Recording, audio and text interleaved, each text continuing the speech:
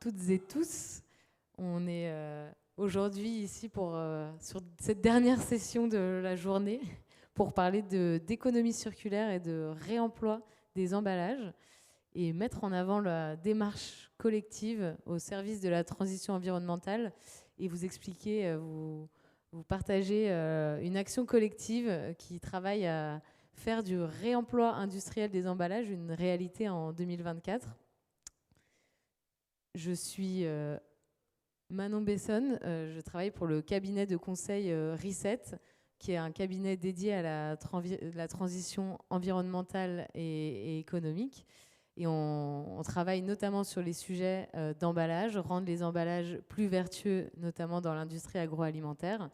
Et j'ai la chance d'être accompagnée de Gwen Messager. Gwen, je te laisse te présenter. Merci Manon. Donc, bonjour à tous, ravie d'être ici aujourd'hui pour parler du réemploi. Je suis responsable innovation emballage pour Agrial, qui est une coopérative agricole et agroalimentaire, et donc metteur sur le marché de produits alimentaires conditionnés.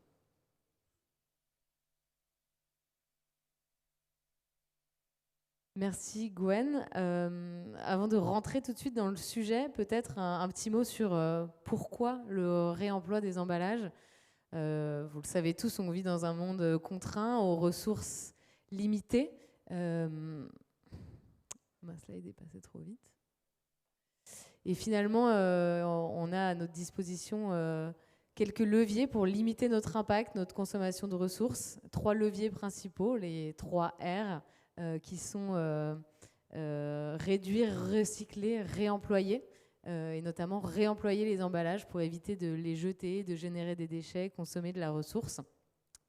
Si on s'attarde sur la définition du réemploi selon le Code de l'environnement, c'est toute opération par laquelle des substances, produits ou matières qui ne sont pas des déchets sont utilisés à nouveau pour un usage identique à celui pour lequel ils avaient été conçus. Donc c'est vraiment le principe de... en restauration, une bouteille qui est mise sur la table, consommée, va être renvoyée chez le metteur en marché puis remplie à nouveau. Ça, c'est du réemploi.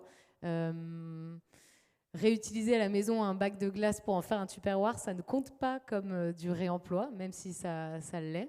Et aujourd'hui, le réemploi a été inscrit dans la loi AGEC, la loi anti-gaspillage pour une économie circulaire, avec des objectifs ambitieux en France pour faire du réemploi une réalité. Et aujourd'hui, tous les metteurs en marché d'emballage ont pour objectif de réduire d'ici 2025 10% du tonnage d'emballage mis sur le marché via des systèmes de réemploi. Donc il y a une vraie ambition de lancer ces systèmes de réemploi pour pouvoir réduire les emballages. Et on parle de tout matériau, emballage plastique, verre, inox, via le réemploi.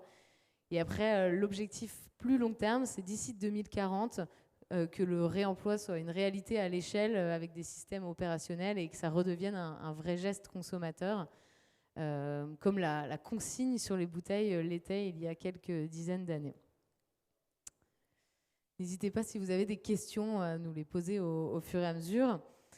Rapidement, quand on parle de réemploi, aujourd'hui, au sens de la loi, il y a 3 types de réemploi qui permettent d'atteindre ces objectifs d'emballage réemployable.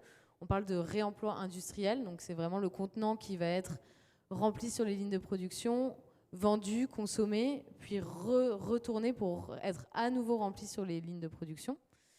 Le vrac, donc tous les fontaines à vrac, les silos que vous pouvez voir dans les supermarchés, dans la distribution spécialisée, où le consommateur vient se servir lui-même de la quantité qu'il souhaite, c'est considéré comme du réemploi. Et le 3e type de réemploi, c'est la recharge, où ce contenant réemployable reste au domicile du consommateur, et le consommateur vient en supermarché acheter une recharge qui a souvent moins de plastique, moins de matière, et vient recharger à la maison son contenant réemployable. Aujourd'hui, avec Gwen qui représente le groupe Agrial, on va se concentrer sur le réemploi industriel qui représente pas mal de challenges pour le metteur en marché. Beaucoup de transformations dans les chaînes logistiques, les chaînes de valeur, et c'est un nouveau modèle à repenser. Gwen, je te laisse nous Effectivement, aujourd'hui, dans le secteur agroalimentaire, on est plutôt sur des supply chains qui sont linéaires. Donc, globalement, nous, en tant qu'agroalimentaire, on va produire des aliments qu'on conditionne sur nos lignes de fabrication. Ensuite, ces produits conditionnés sont transportés jusqu'à la grande distribution qui assure donc la vente, on va dire, auprès du consommateur. Donc, on est vraiment sur la partie haute que vous pouvez voir ici sur ce schéma, et donc plutôt un fonctionnement linéaire.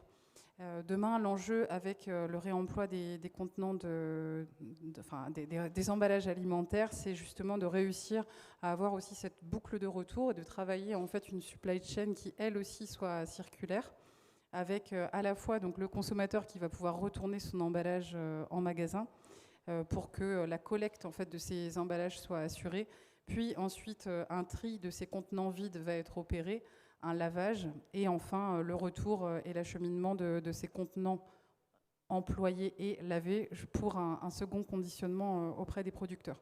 Donc c'est vraiment un modèle de fonctionnement qui est assez en décalage avec ce que l'industrie agroalimentaire pratique aujourd'hui de manière plus courante. Et donc ça représente évidemment un certain nombre d'enjeux. Évidemment, si on se parle des emballages en tant que tels, il faut déjà s'assurer de développer des emballages qui soient conçus pour pouvoir supporter plusieurs boucles d'utilisation. Donc c'est à la fois une certaine tenue mécanique pour pouvoir passer ces cycles d'utilisation, mais également être apte à subir aussi des cycles de lavage et tous les cycles de vie qui seront opérés par les consommateurs. On a un vrai sujet de sécurité alimentaire, hein, comme quand on se parle de l'emballage à usage unique, c'est évidemment un prérequis dans nos métiers. Donc on doit travailler aussi sur ces aspects-là avec des choses un petit peu nouvelles à prendre en compte. Ces emballages doivent aussi passer sur nos lignes de fabrication, ou en tout cas s'adapter à des lignes de fabrication, puisqu'on est sur des modèles en développement, donc on ne peut pas non plus du jour au lendemain mettre sur pied de nouvelles usines. Et ensuite, il y a tout un travail sur le reste de la supply chain, hein, comme on le disait tout à l'heure, toute la logistique de retour, s'assurer de la qualité de lavage, faire en sorte de trouver un modèle économique qui fonctionne pour le réemploi, puisque pour que ce soit durable, il faut que ce soit aussi économiquement viable. Et derrière ça se posent évidemment des questions de standardisation des emballages, de massification aussi des contenants. Donc c'est vraiment toute cette logique de travail dans laquelle on doit s'inscrire aujourd'hui et au final s'assurer aussi que les consommateurs adhèrent à cette démarche pour qu'ils comprennent l'intérêt du réemploi et surtout qu'ils retournent les contenants pour que vraiment cette boucle puisse être opérée concrètement. Donc il y a un certain nombre de challenges pour nous industriels, d'où l'intérêt de travailler à plusieurs. En effet, de nombreux challenges que vous pourriez choisir d'adresser seul dans votre coin. Vous pourriez développer un pack, mettre en place des nouveaux flux. Mais finalement, tous ces sujets de standardisation d'emballage, de flux logistique de collecte, de lavage, c'est des morceaux de flux qui vont être partagés, mutualisés. Donc il y a un vrai sens à aller dans cette démarche et dans le réemploi des emballages de manière collective, à la fois pour partager les bonnes idées, les challenges, et surtout que la boucle de réemploi qu'on va créer, elle convienne à l'ensemble de l'écosystème de l'industrie agroalimentaire. C'est pour cette raison qu'en 2019, on a créé un consortium qui s'appelle REPAC, qui a pour ambition de réduire le plastique à usage unique des emballages alimentaires. Donc, qu'est-ce qu'on trouve traditionnellement dans un consortium? On a essayé de recréer toutes les compétences dont on a besoin dans l'écosystème alimentaire. Donc, on a des fournisseurs, des metteurs en marché qui produisent les produits alimentaires. On a une variété d'acteurs, de la marque nationale, de la marque distributeur, des grandes entreprises, des plus petites, mais ça reste à taille humaine, et surtout c'était des entreprises qui ont choisi de rejoindre la démarche pour travailler ensemble dans le réemploi. On s'est aussi entouré d'experts pour apporter des solutions, faire des études techniques, des analyses de cycle de vie, des études consommateurs. Et bien sûr, on avait besoin de vendre ces produits, donc de distributeurs pour amener jusqu'au bout de la chaîne et pouvoir vendre ces produits réemployables. Et donc depuis 2019, avec des acteurs qui nous ont rejoints en cours de route, on travaille sur la réduction du plastique, notamment sur le réemploi et tous les challenges que tu mentionnais, Gwen, avec pour objectif de lancer concrètement des produits en magasin dans une expérimentation de grande ampleur. Donc pendant 18 mois, voire plus, parce que l'idée c'est que le projet lance le réemploi pour de bon, mais être pendant 18 mois en magasin, chez Carrefour et U, donc 2 distributeurs avec l'interopérabilité, c'est-à-dire que le consommateur puisse acheter son produit chez Carrefour et le ramener chez U et inversement, dans 30 magasins au moins et dans 3 pays, en France, Belgique, Luxembourg, pour créer un système européen interopérable. Et avec une diversité de produits qui peut surprendre, parce que quand on pense réemploi, souvent on pense consigne, boisson. L'ambition du consortium, c'était aussi d'aller chercher des produits plus complexes, mais qui reflètent aussi le panier du consommateur, des produits frais, de l'épicerie, du verre, mais également du plastique, pour adresser l'ensemble des challenges autour du réemploi.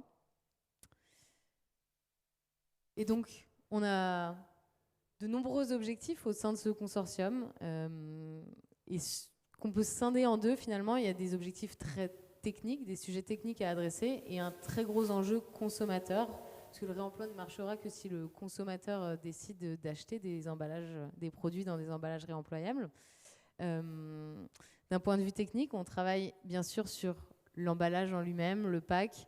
Qu'est-ce qui fait qu'un emballage est réemployable, s'assurer de la qualité du lavage. Y a quelque chose qui nous tient à cœur aussi, c'est la standardisation et la mutualisation du packaging, parce que le réemploi marchera si on a des gros volumes, si on mutualise, on standardise. Donc ça, c'est un point d'honneur pour le consortium. On essaye au maximum d'aller en ce sens. Ensuite, bien sûr, qui dit changement d'emballage, dit changement sur les lignes industrielles. Donc les metteurs en marché travaillent dur pour adapter leurs lignes de conditionnement, pouvoir passer ces nouveaux packs sur leurs lignes. Il y a un gros sujet logistique, le boucle de retour, des nouveaux flux à créer, collecter des emballages via des systèmes automatisés, rembourser la consigne, et un modèle économique à trouver. On sait qu'aujourd'hui, c'est pas forcément compétitif au lancement, mais on travaille à trouver, craquer ce modèle économique pour faire du réemploi une réalité. Et ensuite, bien sûr, le vrai objectif dans tout ça, c'est de comprendre comment le consommateur va adhérer, de tester son appétence à cette nouvelle offre, ce nouveau geste de j'achète un emballage et je le ramène en magasin pour qu'il soit rempli à nouveau. Donc, c'est des nouvelles habitudes à créer dans des emballages en verre, mais aussi des emballages en plastique, avec un montant de consigne qui est remboursé. C'est tester tous ces leviers d'incitation auprès du consommateur. Et donc, Gwen, je te laisse nous partager pourquoi finalement vous avez fait le choix de rejoindre la démarche collective et quels sont les enjeux d'Agrial sur le sujet du réemploi. Comme je disais tout à l'heure, donc Agrial, c'est une coopérative agricole et agroalimentaire qui intervient donc, sur le secteur agroalimentaire dans différentes branches d'activité. Donc on a d'une part des produits laitiers, on a aussi des produits plutôt végétaux, donc légumes et fruits frais transformés. On a également toute une branche d'activité autour de la boisson et des activités plutôt autour de la viande avec des produits de boucherie et charcuterie. Donc les enjeux je dirais que le secteur d'activité d'Agrial est assez large, assez varié, tant par la diversité des produits que par la diversité des contenants.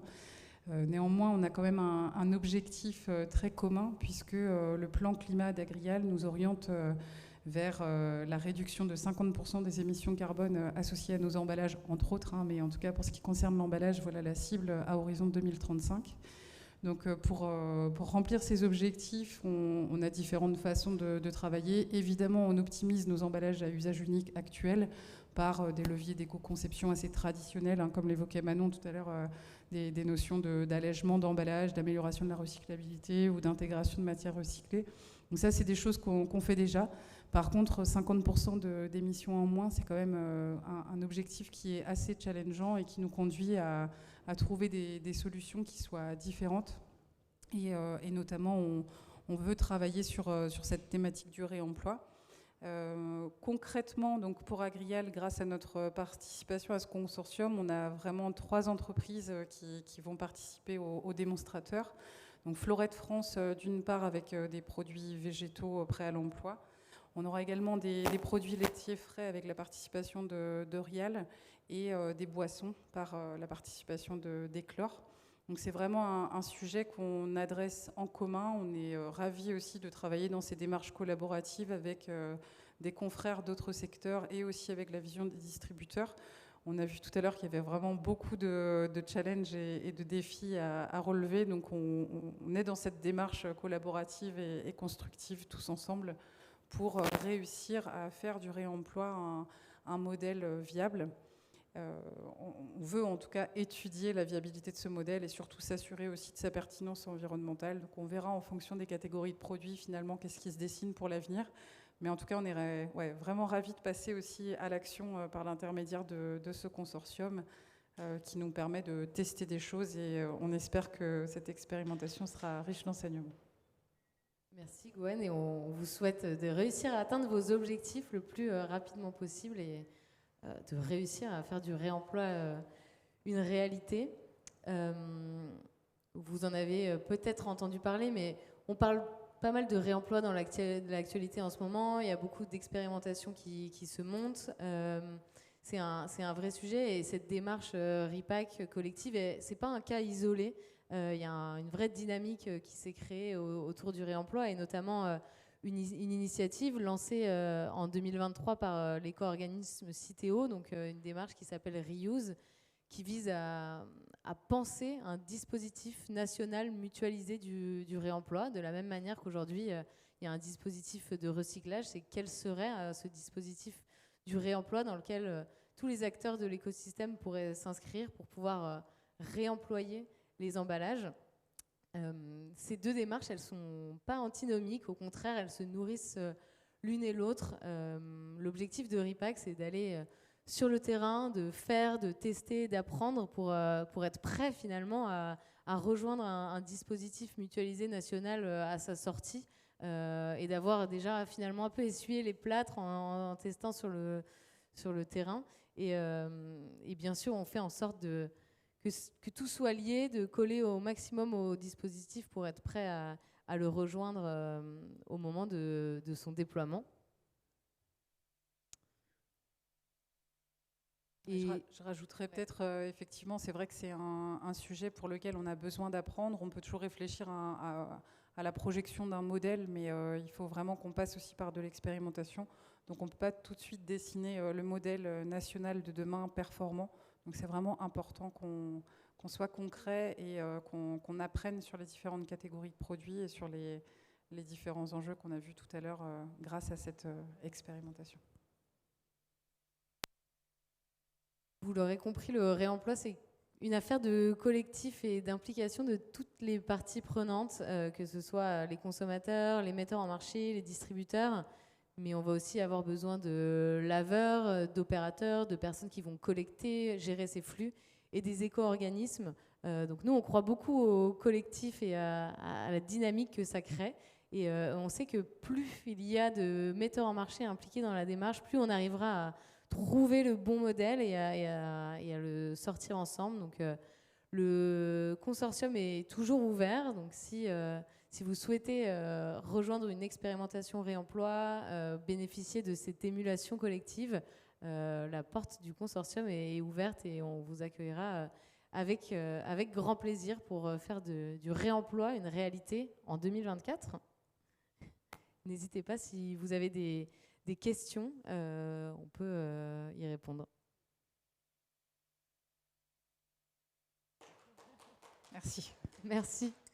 Je voulais savoir, il y a déjà eu des expérimentations sur du réemploi d'emballage plastique. Enfin, vous en êtes où en fait dans il y a déjà eu quelques tests de fait ou pas du tout Tout à fait. Alors, l'expérimentation, la sortie en rayon est prévue dans les mois à venir, mais il y a toute une phase de préparation en amont où on va venir travailler sur ce packaging, on fait des tests d'alimentarité, des tests de résistance, des tests de lavage pour s'assurer de la réemployabilité de l'emballage auparavant. Il y a aussi, on collabore avec des fabricants d'emballage qui travaillent sur leur résine, sur le plastique, parce qu'en effet, c'est un sujet. On a fait le choix d'explorer le plastique parce que tous les metteurs en marché aujourd'hui sont objectivés pour faire du réemploi. Et il y a des catégories de produits qui se prêtent moins à être mises dans du verre que d'autres. Je pense typiquement aux chips d'Alto, hein, d'un point de vue densité. C'est un peu complexe. Donc voilà, le but, c'est aussi d'explorer le plastique. Après, c'est une matière qui est déjà réemployée en restauration, qu'on voit aussi, qui est réemployée en Allemagne sur d'autres projets.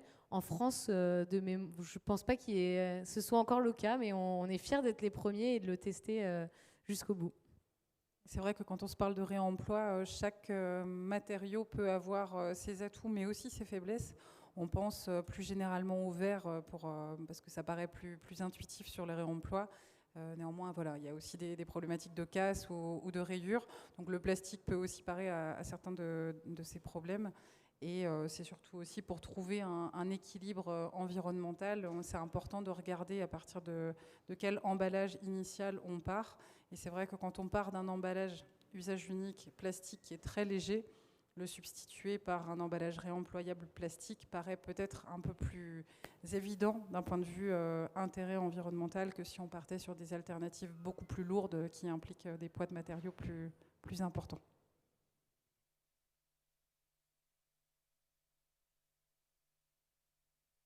Bonjour, merci pour cette présentation. Si je comprends bien, là, la vraie vie des produits réemployables approche.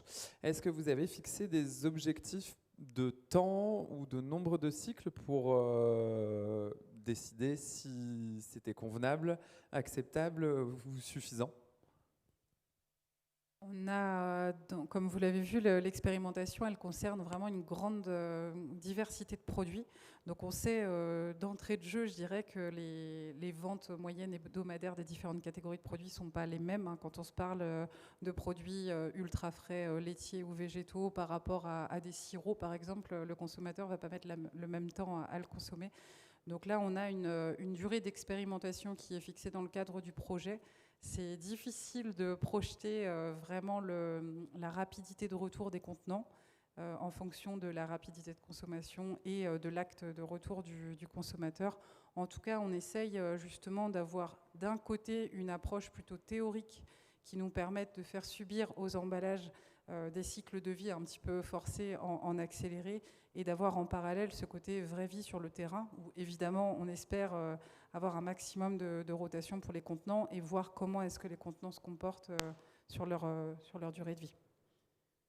Tout en restant pragmatique, on sait que sur 18 mois d'expérimentation, on n'aura pas forcément le temps simplement d'avoir 20, 30 cycles de rotation. Donc le but, c'est aussi d'apprendre, de comprendre combien de temps le consommateur met pour le ramener, pour pouvoir faire ses projections. Et après, on le mentionnait au début, dans le consortium, il y a aussi des experts qui travaillent sur le sujet et on mène des analyses de cycles de vie qui, là, vont nous permettre d'avoir, d'une manière théorique, finalement, combien il faut de rotation au pack réemployable, qui souvent emploie un peu plus de matière que l'usage unique, pour être plus vertueux que le pack à usage unique. Et on a vu tout à l'heure que sur la boucle de retour, il y a aussi pas mal d'interventions, que ce modèle économique est à créer. Donc évidemment, on part dans une logique d'expérimentation, donc on sait que tout ne va pas être parfait du premier coup. Par contre, c'est quand même important aussi qu'on réfléchisse à une projection et à des volumes. Donc on ne va pas non plus se dire à chaque fois qu'on a capté un emballage, le faire laver, le faire transporter de manière très unitaire. Et il y aura aussi ces opérations finalement de massification des contenants qui occuperont peut-être une part temporelle assez importante dans l'expérimentation. Donc à date, c'est compliqué en tout cas de se projeter sur à la fois le nombre de rotations possibles sur la durée de l'expérimentation du fait du consommateur et du fait de logique de massification derrière. Mais c'est aussi l'intérêt de ces expérimentations, c'est d'avoir des réponses sur des ordres de grandeur par catégorie de produits. Le but, c'est pas de se dire ah, j'ai pas fait 3 boucles, ça ne marche pas, j'arrête. C'est plutôt de se dire comment je fais pour améliorer et que ça marche, parce que le seul objectif, c'est de faire fonctionner le réemploi.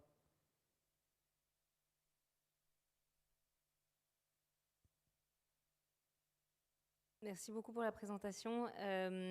Sur cet aspect, justement, étude d'impact économique, est-ce que vous avez prévu de l'intégrer en fait, pendant les phases d'expérimentation, ou est-ce que c'est quelque chose que vous envisagez de faire après? Sur le modèle économique, Oui. on est en train de travailler le modèle économique à date de combien coûte le réemploi de manière finalement désoptimisée, parce qu'aujourd'hui, on n'a pas forcément les volumes, les packs coûtent plus cher. Et après, on va se baser sur à la fois les projections qui ont pu être faites par Citeo, ce qu'on peut aller chercher du marché pour essayer de trouver ce point de basculement, de combien on a besoin de volume, comment on optimise le modèle pour arriver à ce point de bascule économique. Ouais. C'est un sujet qu'on va travailler. Aujourd'hui, on est plutôt sur l'actuel lancé, mais ça fait partie de nos livrables et des sujets sur lesquels on veut apprendre.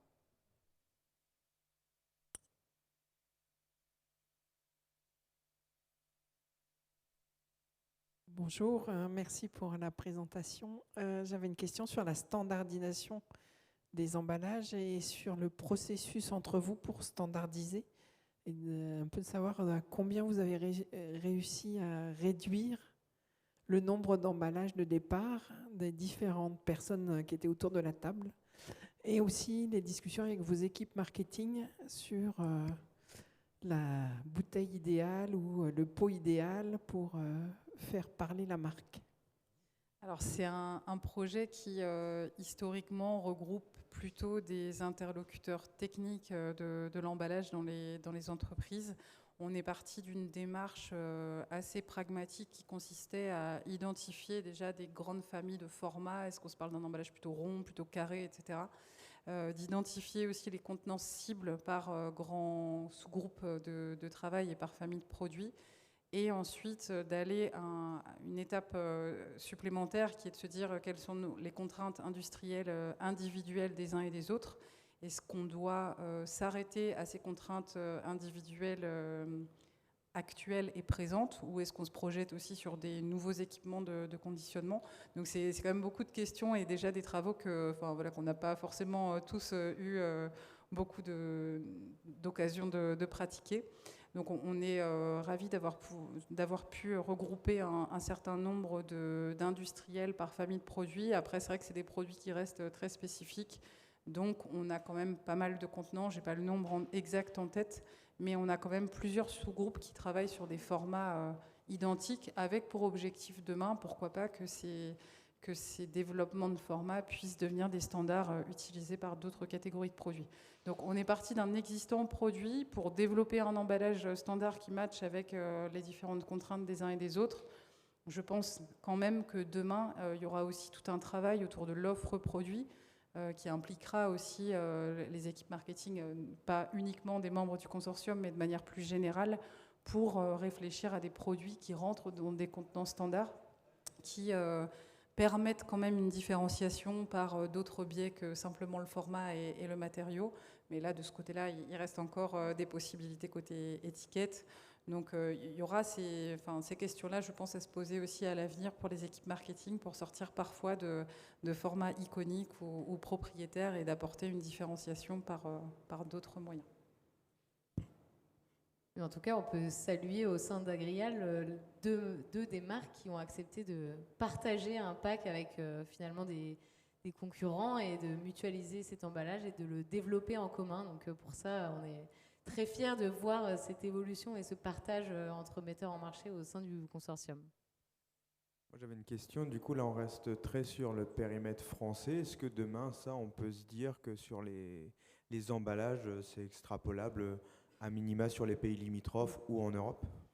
Alors, je dirais déjà que, premièrement, le projet RIPAC, c'est un projet européen. Donc, même si là, on est très focus sur la France, il y aura quand même des tests qui déborderont sur quelques pays limitrophes. Par ailleurs, on voit aussi que les réglementations, alors là, pour le coup, la France a été assez en avance de phase sur les notions de réemploi en termes de législation, pas forcément en termes de pratique si on se compare par rapport à l'Allemagne, mais en tout cas a fixé très rapidement des objectifs de réemploi. Je pense qu'il y a encore 2 ans, on ne parlait même pas d'emballage standard ou de réemploi de manière concrète. Donc on voit que cette loi AGEC a quand même un petit peu bousculé le secteur de l'emballage en France et fait avancer les choses. Avec tous les travaux en cours actuellement sur la révision du règlement emballage et déchets d'emballage, on sait aussi qu'on va avoir des objectifs de réemploi sur certaines catégories de produits et on peut imaginer à un moment donné que l'interopérabilité ne concerne pas que les distributeurs, mais aussi les pays, que peut-être des fournisseurs d'emballage auront aussi tout intérêt à réfléchir des standards de manière européenne, comme je pense on trouve déjà des standards dans l'usage unique qui sont commercialisés dans différents pays aujourd'hui. Donc là, à date, je n'ai pas de choses beaucoup plus concrètes à répondre sur la partie européenne, parce qu'on a déjà pas mal de pain sur la planche, ne serait-ce que sur le territoire national.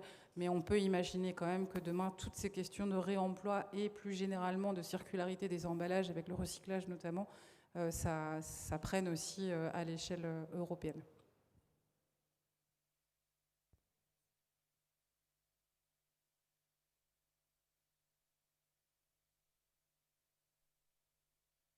Merci pour les questions et les échanges. Et n'hésitez pas si vous voulez approfondir les sujets, on reste disponible. Merci à tous.